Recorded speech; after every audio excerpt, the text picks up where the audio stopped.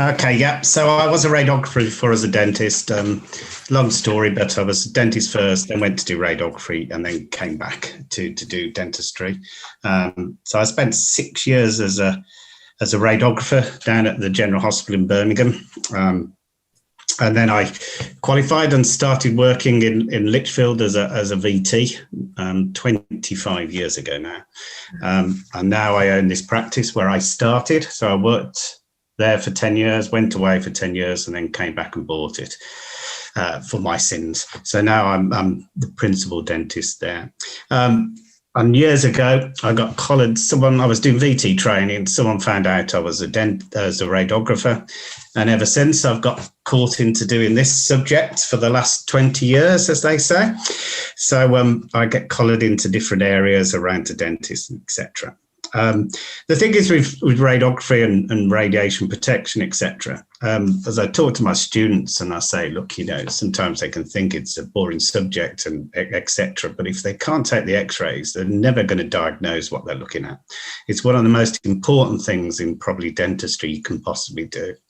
You can do a crown prep, but if you do the wrong x-ray beforehand, or you haven't got the good quality of the x-ray before, you're going to get collared medico-legally for not having the good standard of things. So it's very, very important to sort of get it right.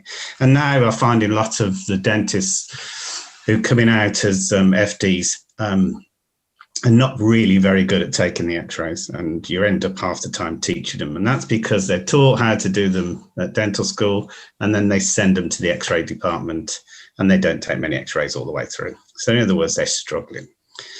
But the crux of sort of radiation protection and looking at x-rays is these three major things, really. And if you're doing a lecture, it's three things. So justification means you don't take an exposure unless there's a benefit to the patient. So you don't take x-rays for screening purposes. You don't take them willy-nilly.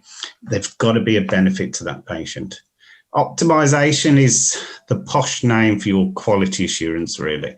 So if you take the right x-ray, you give them the right dose, but you can't see anything on it, then there's no point in taking it in the first place. So years ago, it was a case you take it and then the processors not working and you can't see the x-ray.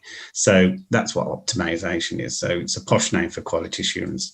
And limitation means reducing the dose to the patients and to exceed certain images and doses, but it's not relevant to dental practice. That is more relevant to radiotherapy, etc., where somebody has a dose of radiotherapy, have one dose, it doesn't work, they can't have another dose because the benefits don't outweigh the risks. So it's not going to be relevant unless you sit the patient in the middle of the area. So this is the person who actually invented x-rays, Mr. Rontgen, in 1895.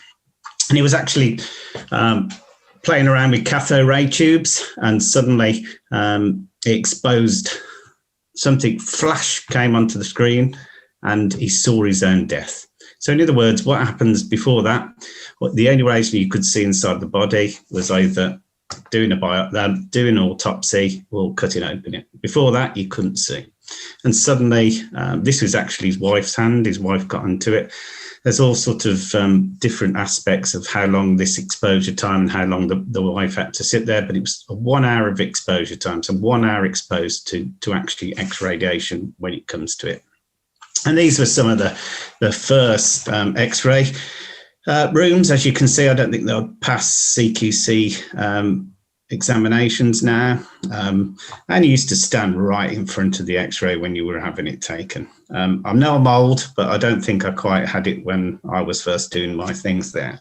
So heroes in radiation, what happens is that suddenly they found you could actually do something with this. So in 1896, after that, they started taking the first radiograph. But you look at the exposure time, and it took 25 minutes to take the first bite wing image. And that's not 25 minutes to actually take it. That's 25 minutes of exposure time to where the patient is exposed to. So that's a hell of a lot of x-rays. And Kells, who's one of the first ones in London, who was practicing it, and he started doing all these aspects and started realizing that radiography, etc. But suddenly people started using massive doses of radiation. They used to use them in fairgrounds. It became a popular form of entertainment. So what would happen is the kids would go into the fairground, have their x-rays taken, they could show what was going on.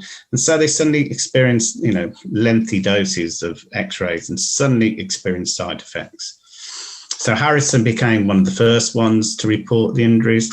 And then poor old Kells, who was one of the first people who did dental radiography, he had injuries for 10 to 12 years, and he had 35 operations, several amputations, and then he was unable to take any more and took his own life. So in other words, they didn't realise this was going to cause us problems.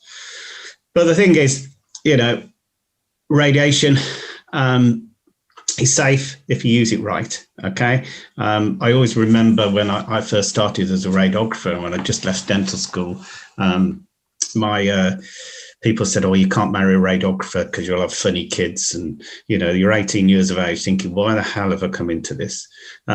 It's not like that. I did marry a radiographer. Well, my kids are a bit funny, but I don't think, and I've got identical twins as well, so probably is something go wrong. But I don't think, I'll have to ask them. I'll put them on the video later and see what you think of them. But that's something that was said to you when you're 18 years of age. And I think sometimes people are a bit scared of it, but if it's used correctly and it's used the right way and you follow some of these safety guidance now that we're going to give, it is perfectly safe within there. So suddenly then we started talking about radiation protection. We started thinking about lead glasses, exposed X-ray tube in lead housing, only radiating areas of interest, covering all our bodies in protective clothing. So in other words, these are the radiation protection levels we sort of use today, with obviously some certain things. But we're not going to, 25-minute exposure time. The average exposure time, for a bite wing is 0.2 of a second, and a periapical is about 0.1 of a second. We're never going to keep a patient still for 25 minutes. We have enough trouble trying to keep them still for 0.2 of a second. They move within that period of time. So that's one of the reasons. So we're exposed them to minimum doses of radiation now compared to what we used to years ago. So, we're all thinking about caution radiation and what we do with it. I mean, where do we get our images from? In other words, how do we work out what risk is? So we really get it from things called accidents. So we get it from things like Hiroshima, etc. So in other words, people who are exposed to massive doses of radiation. And what we actually do is then extrapolate it down. So someone's exposed to a massive dose, and then we work it out to the dose that approximately you're going to get from, say, a dental X-ray or a medical CT scan, etc. So what I say to people is, it's a guess. Okay, we're guessing everything, and things change as time goes on when we get more accidents and we get more information.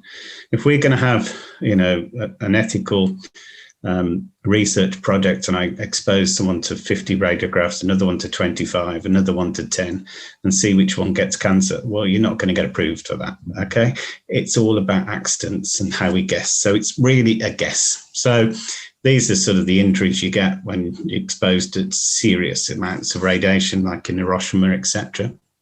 And we're not going to get that. But sometimes you get little reddening of the skin, etc., when you're on radiotherapy, so you can see the tattoo and you'll get reddening. So that's one of the side effects from that. But we're not going to get anything as severe like that. But you do, the first early radiologists used to actually expose their hands to the radiation to work out the dose, what they can get. And they got osteonecrosis and stuff like that. And they did lose fingers. And years ago, many years ago, before I was it, the nurses used to hold the film for the dentist, and they put the film in the mouth and hold the nurse. So obviously we don't allow that anymore, because you can get the osteonecrosis, etc., that's going on with things. But what has made really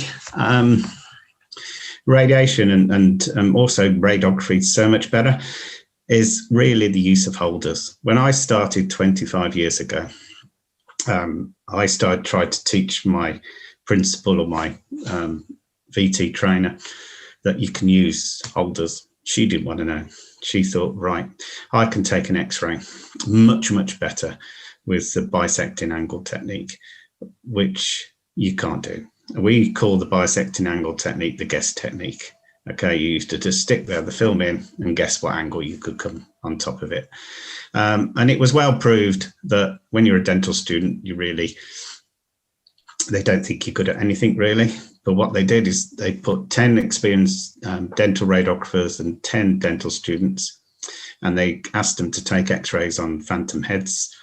And then they looked at the quality of their X-rays. Well, the dental students came out on top for the quality of the X-rays. The reason that is the dental radiographers using bisecting angle technique, and the dental students were using holders. So that has changed the quality and the amount. And then obviously now time with digital X-rays, most people do digital X-rays. That is, well, if we get time, we'll go through how that has helped a certain extent with actual repeats and reducing the doses to patients really from that point of view. Because years ago, if you're old enough, you can remember the old dental practice board who used to do prior approval for you. So you used to, I can't remember how much it was 200 and 300 pound or something, and you had to do these crowns. And they sent off the X-rays for them to look at it and say, right, can we have this? And they looked at it, and there was about 50% of the X-rays which you actually couldn't see the teeth on. So in other words, you're not going to get approved for an X-ray for 26 crowns if you can't take the X-rays. Now, probably that dentist could probably actually do the crown prep, but if you can't do the X-ray, that person isn't going to approve it. So they wanted to know that we've got to prove it. And that's what these legislation came in to help the effects and help improve not only quality, reducing dose, but also other stuff. But why have we got this legislation? Why do we have to do it? The crux of really this size is we can't justify, there is no such thing as a safe dose of radiation. So in other words, if you're even going to get a small dose, there is a small chance that you could induce some malignancy inside it. So if a patient's having an X-ray, you can't categorically say to that patient that this X-ray is totally safe. The actual risk is negligible. The chances of getting anything from it is nothing. So that's why it's governed by legislation. It's small amount. So years ago also, we used to do item per service when we started. So patients would come in, they'd have an OPG and 2 bite wings. So they'd get £7.96 for the OPG and so much for the bite wings. And we're totally against that now, because what we're going to do, if you're just taking a lower 6 out, you only have to take the periapical of that lower 6. There's no reasons for you to take an OPG, because a periapical radiograph is a quarter that of a risk of a panoramic. So in other words, the patient is benefiting from that. The risk when it comes to OPGs is still relatively low. It's about 1 for every 1 million panoramic examinations. But if you're one of your relatives, you want to reduce the dose you possibly can. So that's why, not only from a point of view of doses, why OPGs have dropped, it's also a point also from a point of view medico-legal cases, because OPGs are more difficult to interpret and your more chances are that you're going to miss something on them. So if you take an X-ray, then you've got to report it. If you haven't taken an X-ray for an OPG, etc., and there's no clinical reason for taking it, then you're all right. And that is why a lot of people now are reducing the amount of OPGs, not just from doses, but also from medico-legal points of view. So it is important to, some people have sort of been done for missing things on OPGs. So what is our risks? If you look at it, a risk of fatal malignancy from an intraoral radiograph is only 0.02 to 0.6 risk per million. So it's very low. And then you start coming down to the CT mandibles and something, and they're going up quite high. And you think, well, why do I take those? Well, when we work out in medicine, we work out on benefits and risk factors. So if you are going to get more information from doing a CT mandible than you are from a periapical, or what you call plain films or normal x-rays, then you will take that x-ray. And that's why we do it. It's all about benefits and risks. What is going to benefit the patient more, not just a point of view of doses. So, go with this. So, patients come in to our surgeries and they say, oh God, it's all right for you. You go outside, don't you? When you take an x-ray, I'm stuck in here doing an x-ray. So what do you say to these patients? If you look at it from a point of view of doses, transatlantic flight is about 0.07 millisieverts and OPG is 0.02. So when they go across the Atlantic, they're not worrying about the radiation dose they're going through, but when they come to the dentist, they're worrying about the dose that they're going to get from.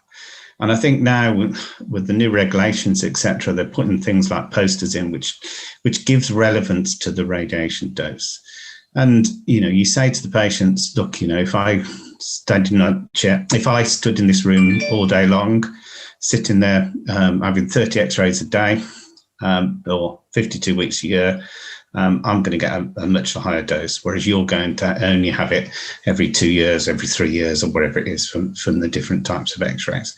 So that's how you put into relevance, really please. But it's also a point of view is what the patients have read. If they've read the Daily Telegraph, it's saying that dental x-rays are causing us to have brain tumours, etc., then you've got to talk to them about certain things. And that's when it comes to the relevance of what it is. So we used to have these regulations years ago, and there used to be two ionising regulations, 1999, and what you call IRMA. These regulations still exist, but they've unified them now into this new regulation in February 2018, but it's called IRMA 2017. And it was just to bring it in line with all the regulations around Europe. It isn't going to change with Brexit, etc. But and the regulations haven't changed much, really. It's just a case of what if used to be years ago. People used to get confused about the ionising regulations and IRMA regulations. Well, the two together are really the same. Now they've just unified it into two, into one unit rather than two. So, they have a graded approach to radiation. You've got to remember certain people work in different aspects of it. There's radiation used everywhere, obviously radiotherapy, medicine, but it's also used in industry as well as everywhere else, which is checking metals, etc. So it's not just in medicine that radiation is used. For now, we always used to have to register. We had to do it by February 2018. It's a quick £25 and there's a few sort of questions that you have to answer when you go to it. And once you've registered, unless things change in your practice, so you change your name, you change your ownership, then you don't have to register again. If you've got multiple practices, one registration is all you need because you are the legal person responsible for that practice. So if you have a big corporate, only one person has to register, and they are the legal person responsible for all the radiation that it does, and they're with the health and safety executive. Doses to eyes have changed. What you call, if you're getting a radiation dose to the eye, that has been reduced. Now, obviously, we're not going to get a radiation dose to our eye, but it's people like things like cardiac surgeons who use radiation all the time. The only thing that makes a difference is when you're having an OPG, the patient will get a high dose to the eyes. So that makes OPG's x-rays even riskier from that point of view. We have to estimate doses to members of the public. Again, this is not quite relevant to us. It's only when you come to things like if you're in a high radon area. Only places high radon areas are things like Cornwall and Aberdeen areas and stuff like that. So it's not sort of relevant to sort of dentistry. Outside worker. Now that's another thing that's come in for these new regulation.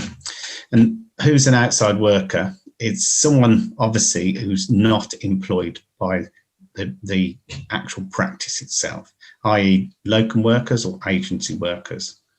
And it's the employer's responsibility that they monitor the doses of their employers, but they also make a dose X-ray of any other employers that may work with them. So in other words, people that come into the department when it comes to agency workers as well.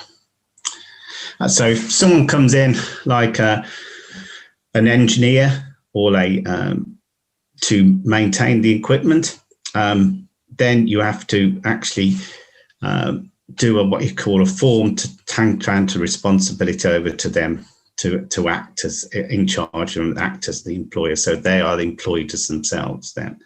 But when someone comes in, they automatically do that as an engineer. And also it's slightly different to what a hospital setting is, because in a hospital setting, we'll go on to controlled areas. But my wife's a radiographer. If she comes in the morning, you turn on the X-ray room and they don't turn it off again until the end of the day, because the way the equipments work, you can't turn them on and off.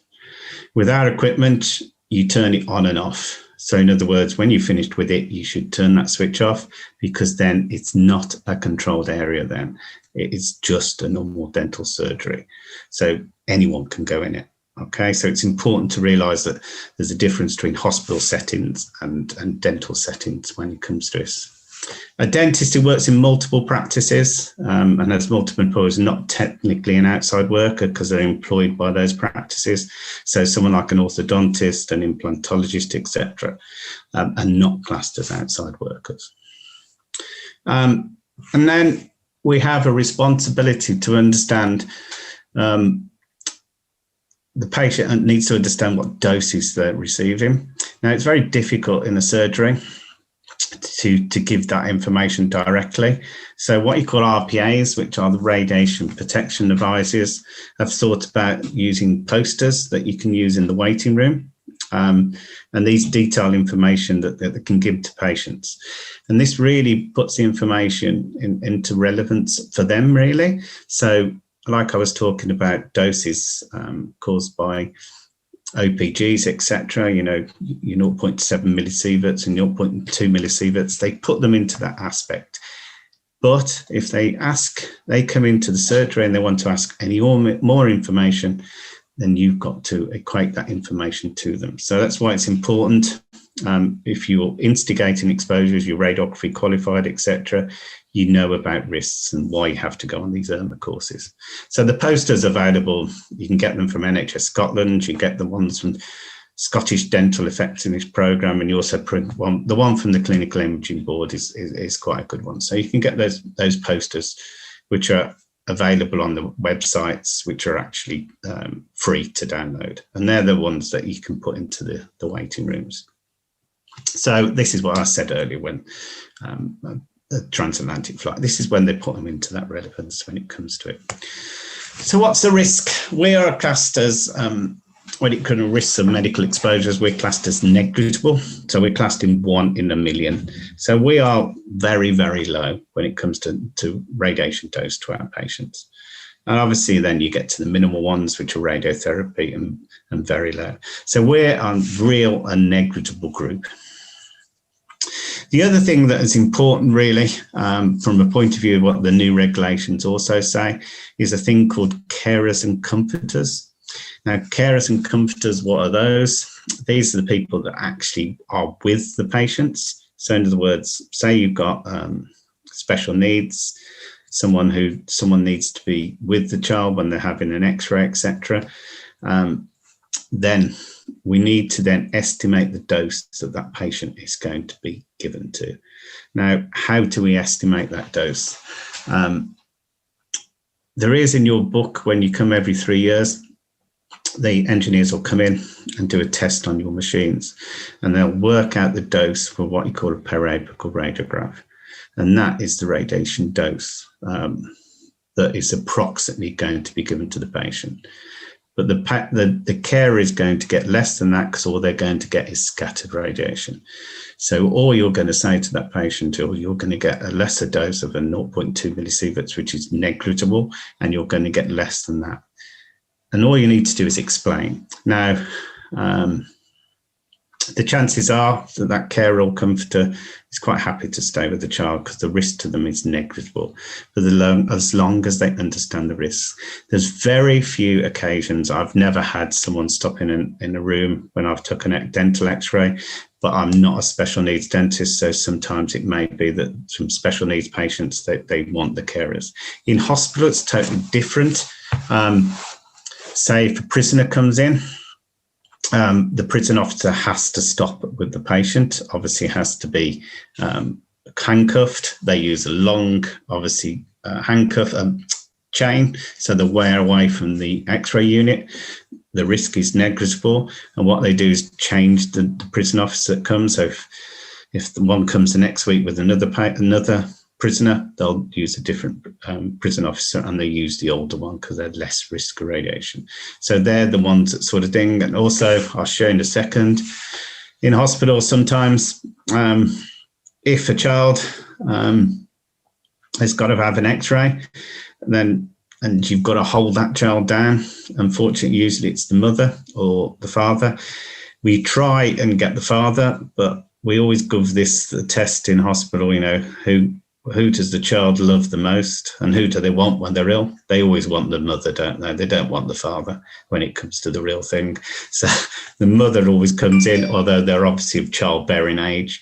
So this is the time when we use lead rubber aprons, thyroid collars, and also unfortunately, when we used to be in hospital, we used to have to use a lead rubber glove. So the poor kid, not only has got a broken arm, then you're sticking a lead rubber glove over the top of it as well. So they're going to scream.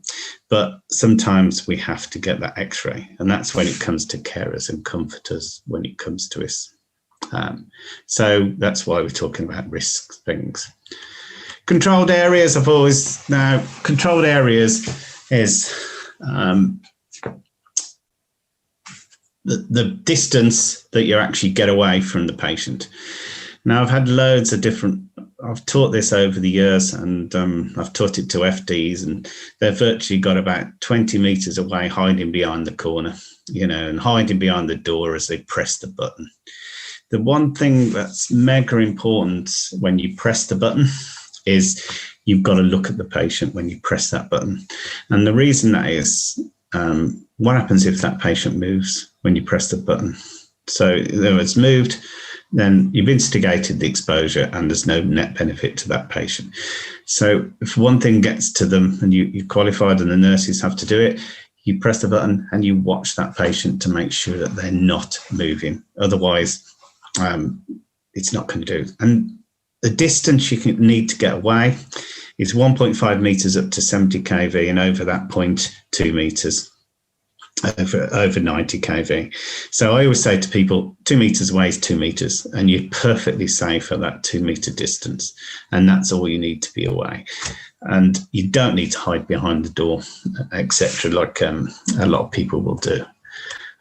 Because when you look at it, you want to be, we're talking about being what's most damaging to staff is what you call scattered radiation, which is the x-ray that comes out of the patient in all different directions. Now, the good thing about scattered radiation is it's weaker, so it doesn't travel as many distances as what as radiation that goes through the main beam radiation. So 2 meters is perfectly safe from what you come to. We'll go through also what you have to do when it comes to signs now. Signs have slightly changed to a degree now with the new regulations.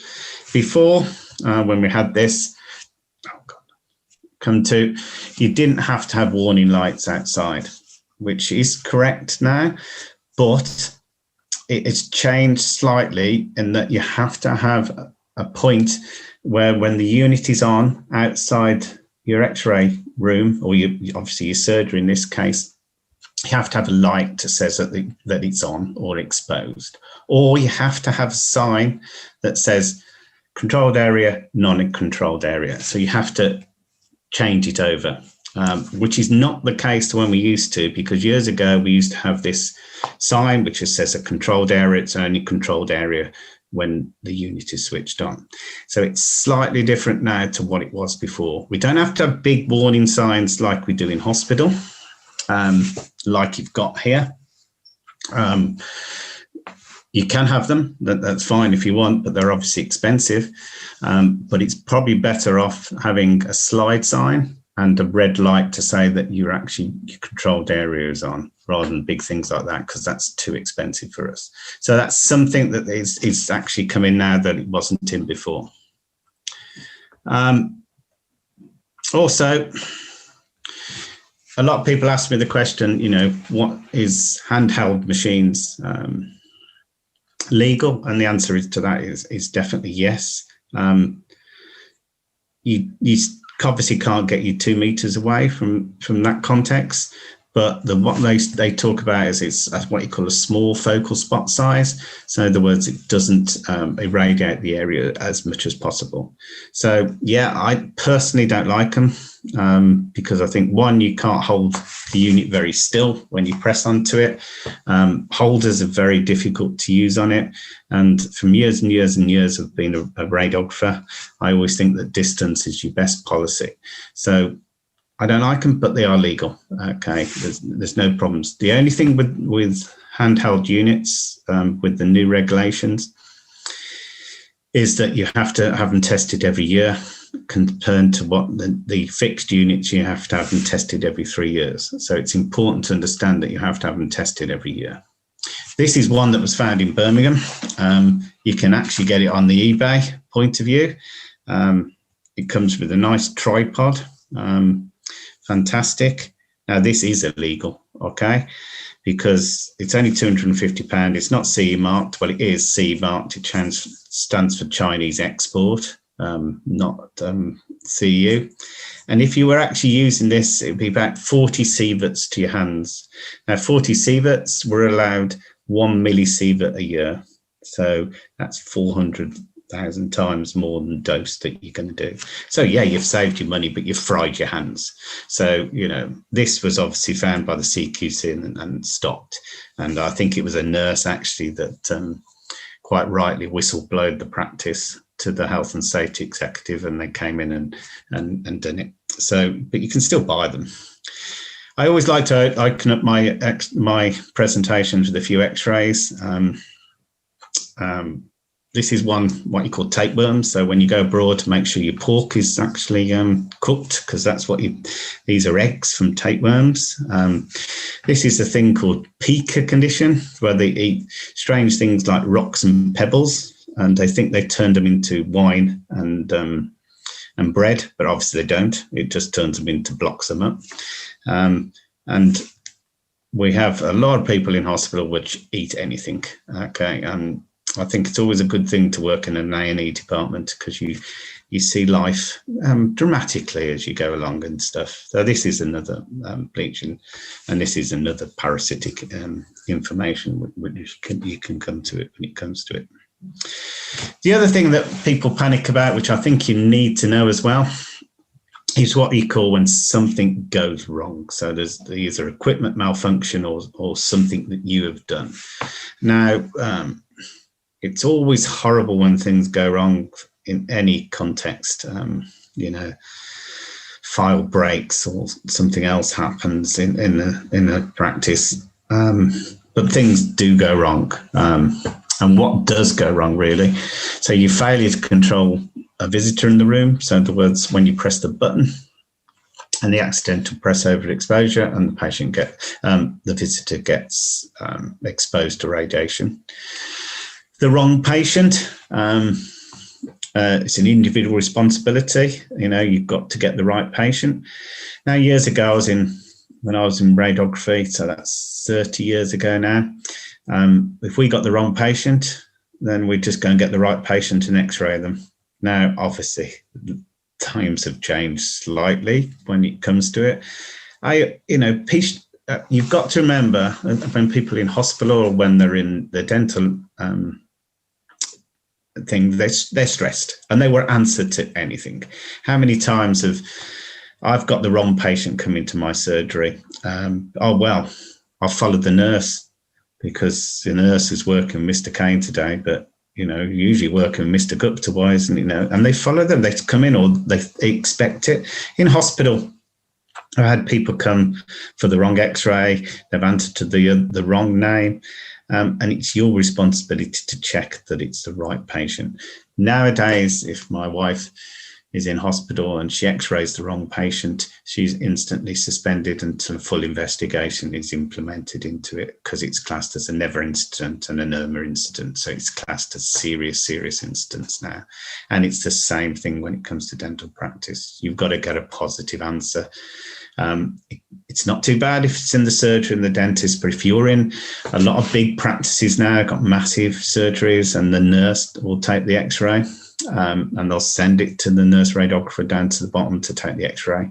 So you've got to make sure it's the responsibility, and it's a responsibility of the person who presses the button, not the person who refers it. Okay, so it's his employers.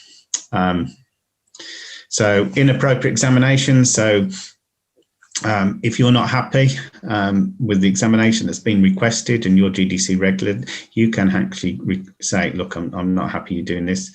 And then you've got to go to the dentist.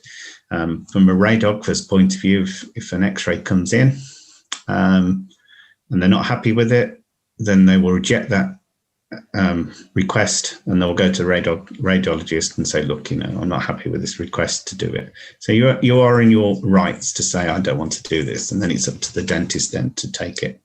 And the other thing is what you call in equipment failure. So something goes wrong with the equipment, which we'll go through in a minute. So if it does occur externally under IRMA, you've got to do it. Fetus or breastfed child, don't worry about that, it's not going to be it. And wrong patient and procedure failure is much greater than intended. So in other words, that is equipment malfunction, when something goes wrong with the equipment. I'll go through that in the pamphlet. So like I say, identity, it is the person who presses the button. They must receive an active answer, and you can check the name, date of birth, address, hospital number, obviously in hospital. And it cannot respond, which isn't going to be in dentistry. Hopefully, some patients would be quite easier, actually, if we could do the treatment when they don't respond, okay, especially a few fillings, but we're not going to have that. But if the wrong patient is examined, I'm afraid you have to report it to Care Quality Commission, and they have to do a full investigation, because CQC is involved in what you call IRMA, and IRMA investigations onto it. If you got equipment malfunction, this is more important that when you press the button and something goes wrong. So in other words, you press the button, and the way you know that radiation is actually coming out is it's an audible signal. So in other words, you press it, it goes beep.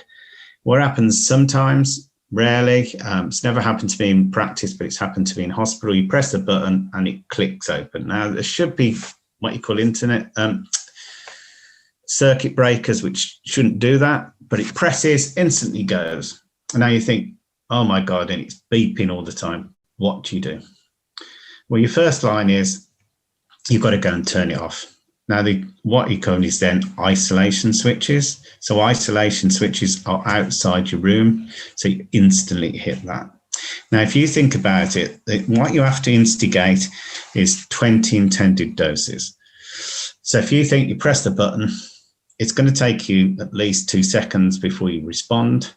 You turn the button off, and then that patient has then got at least 20 more intended a dose of what it was from a normal exposure. So what do? One thing, you panic, and you think, oh my God, what am I going to do? The first thing, which is the most difficult thing, is you have to inform the patient. You inform the patient that, I'm afraid, there's been an excess dose of radiation, something's gone wrong with the equipment, and we need to make an investigation. Then the next thing you have to do is usually inform what you call the radiation protection supervisor. This is involved in the day-to-day running of the practice. Doesn't have to be the principal dentist. It can be the associate dentist. It can be a nurse. that's been on the radiography course. So what does the radiation protection supervisor do? Well, he then contacts the radiation protection advisor, who's the one above, which we pay to supervise the practice and quality assurance, etc. And then they will instigate the investigation with you. You do not have to tell, you have to tell the patient straight away, but you don't have to tell the CQC for 2 weeks. Well, you have to tell it within 2 weeks. With that time, your radiation protection advisor has gone through things with you, explained what's going on, and they've made a report and also helped you to make that report. So in other words, when you panic and do something wrong, the instantly thing is to go and call the CQC straight away, or call the investigation board straight away. You don't have to, but you've got to investigate it. So that's when the people who you pay come into it. So they make a report, they go to your CQC, health and safety executive have to be informed as well that there's been an instigated exposure, and they have to keep it for a period of about 50 years. Why do you have to keep it for 50 years? Because things like incidents of radiation, obviously then if it's a child, it could happen later on in life. The chances of you getting anything from a dental exposure being overexposed is still negligible, because the dosage you're giving is very, very low. But it still needs to be investigated. And the patient, some people are cleverer than me, then work out what risk benefits, and what the patient likelihood to have something. So it is important. If it's less than 1.5 times, you don't have to import it, but you have to put it in your radiation protection file and make sure that that's reported if you double dose a patient, and you have to put it into the notes as well. So we've done that. So report incidents, you go onto the website, and they've got a form that you can actually fill in. And if it's less than maximum dose, then it's voluntary notify the health and safety executive. So you're talking about 20 as well. So, and they expect notification in 10 weeks, as I said. Pregnant patients is the other one. Years ago, it's always the case, really, can you x-ray pregnant patients? And people ask me that. The answer is to that question is yes, you can x-ray pregnant patients. Do I x-ray pregnant patients? No, not unless I really, really have to. If it's like routine bite wings or something like that, then I will leave it until after the pregnancy. The risk to the fetus is quite negligible, but I still don't like it. And I think sometimes I think you're feeling as a bit of a caring dentist if you don't x-ray when they're pregnant, but the risk is negligible. But if you come to a point, say a patient's got an abscess, you've got to start root filling. The risk of the actual infection to the fetus and the risk of miscarriage is probably greater than the radiation dose, what it is, then you justified in taking the x-ray, as long as you discuss that with the patient. But you've got to know why. I had an associate years ago. I was an associate as well at this practice, and the patient was pregnant, and they said, oh, you can't have x-rays when you're pregnant. And the patient says, why? She says, well, I don't know. You just can't have them. Now, that's not the way to give the information to the patient. The information to the patient is, look, you can't have it. Your risk is very, very negligible. Then the patient was sent to me, and then I had to discuss it. She didn't have any x-rays in any case in the first instinct. But you can x-ray. Personally, I don't. A lot of my friends do. Personally, I don't x-ray unless I really, really have to, and I'll delay x-rays. And I think it shows you're sort of a caring patient, because also your fetus is most susceptible about 2 to 9 weeks. And it's often before patients know they're pregnant at 2 to 9 weeks or don't want to tell anything. And, you know, how do you answer that question? That's an important thing as well. And my nurse has quite a thing. Is there any reason why we can't take this x-ray today? And it should be on the medical history as well. But, you know, if you're in a inner city area, I've had children, you know, as young as 13 who have been pregnant. Okay, the mothers have known, but from our point of view, we don't have to legally ask because we're not exposing the fetus. So in other words, you're not doing a direct dose to the fetus. We're only doing at the top, and the result is negligible. So that context, if my wife was x-raying the x-raying an abdomen, they've got to get a legal responsibility to find out they're not pregnant. And there's any chance that they could be pregnant, they delay that x-ray to that fetus. So that's the only time when we've done it. So, you know, the only time you're going to get a dose to the fetus is what you call a vertex occlusal, which is down there. I've never done a vertex occlusal in my life. So you're very unlikely to actually do one of those when you're pregnant. And termination's never recommended. Why have I put that? Termination years ago when I was there, if they got a direct dose to the fetus, they could have an abortion then if there was worries about it. But now all risk factors and information has come through, your chances of anything happening to the fetus is quite small, even with a direct dose to that fetus. So it's not recommended unless it's serious problems, but it's not at all now what it was before. This is one of my children. I still can't remember which one it is. I always put this one on. I've got 4 and I can't remember which one that is. I think that's my youngest, I'm not quite sure. But years ago, we used to x-ray mothers when they were obviously pregnant because we didn't have ultrasound scans. And what happens again, it's a bit like the vaccines nowadays, the benefits outweigh the risks. So in other words, the mother's struggling in pregnancy, we needed to know where the baby was and they would x-ray it. So it's only like x-raying a fetus there.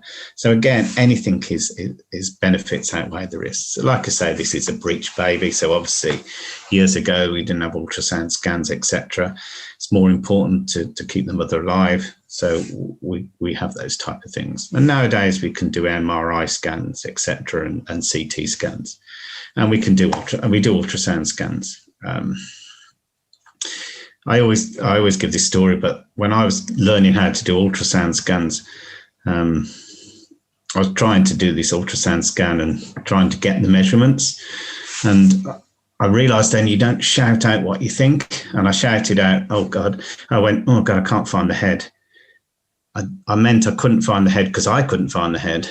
And the mother then thought the baby had no head. And straight away she panicked. I had to give it to the qualified, who then spent the next half an hour showing the poor mother that actually this baby did have a head. It was just the incompetence of the student radiographer that actually couldn't. So, you know, don't shout what you think at. So you can take x-rays, like I say. They should only be taken absolutely necessary. Led to a brain when taking a vertex occlusal, like I say, and reassure the patient it's minimal dose. It's up to them. I had a root filling on a GP and I was doing the x-ray and straight away she said, "Yeah, that's fine. You can have the x-ray. I know all the risks." Okay, that's fine. As long as you understand and you've put the risks into the notes that you've explained to the patient the risks, and the risks are negligible, and it's up to them. But like I say, I don't do it. Lead protection, we never use lead protection anymore. Years ago when I started, used to use lead rubber aprons. The argument is that, you know, some people say it reflects the radiation dose back into it. And also it's internal scatter here. It's not direct dose to the fetus. So we don't use it at all now. The other things you can use is thyroid colours. Thyroid colours are no good really for bite-with radiographs, because remember the scatter is inside the head, not directly dosing it. Thyroid collars are good for things like occlusals, where you are getting a dose to the fetus, to the thyroid then. So they are used. The only thing I would say, if you are using thyroid collars, then make sure you come to it to actually test them every year. We don't have to look like that. Okay, that's not quite where we're going to go to and say that radiation is safe and then they come out like that. And that's what we used to wear. I used to be thin then because you'd run up and down with the x-rays. And these are the things where we get continual doses to radiation, etc. I'm trying to work out. So Can a nurse press a button? That's always the crux button there that always people ask me. And the answer to that is yes, if they're qualified, definitely they can press it. And if they're trainee, no, definitely they can't. If you read the new regulations now, it does say they can press the button if they're under direct supervision of a qualified operator. Okay. The argument is years ago, it was that, and the argument was also whether you could press the button, and you had to have training in pressing the button. Now, it's an argument now. It says quite clearly that you can press the button. It doesn't then mention training now as it did before. It says under direct provision of a qualified operator. So yes, you can. Personally, in my practice, I get the dentist to press the button, not because I don't trust the nurses are actually trained, but I don't do it from that point of view. I'd only see some of my x-rays just to finish some things. This is one, a knife in the head. If you work in Birmingham in Dudley Road, you'll see that quite a lot. This is what you call a never incident, which a patient went to hospital and left some forceps in the stomach. Now, that's why when you go to theatre, they count the forceps in and they count the forceps out. So that's classed as also for a never incident. This is spear. You use this for interpretation exercises when I'm doing things, because you can't tell whether that spear is there or there. Whereas in medical x-rays, we can turn something right angles, whereas in dentistry, we've only got 1D image, which makes interpretation difficult. Why you get rid of earrings, okay, because these are classic earrings and they've left those on. What else have we got?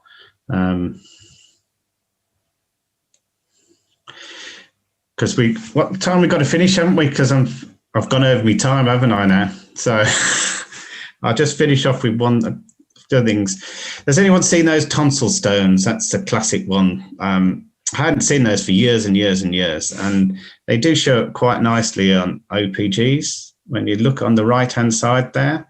So remember, the tonsils are on the right, okay? And if you look at calcifications, that they come to that, and we do CT scans. And also, you look at things like that, which are calcified lymph nodes, okay? They're idiopathic findings, but I always say to dentists, if you're referring in, which you should do, say, look, this is the idiopathic calcification of your lymph nodes, and that's important. These are dontomes. Right, I'm going to finish there because I've gone on too far. I hope I haven't bored you too much, but hopefully that's give you a slight insight. I mean, it's a massive subject. I can't reduce it too much, and I can't cover it all, but I've covered the most important things that I can think about today. All right.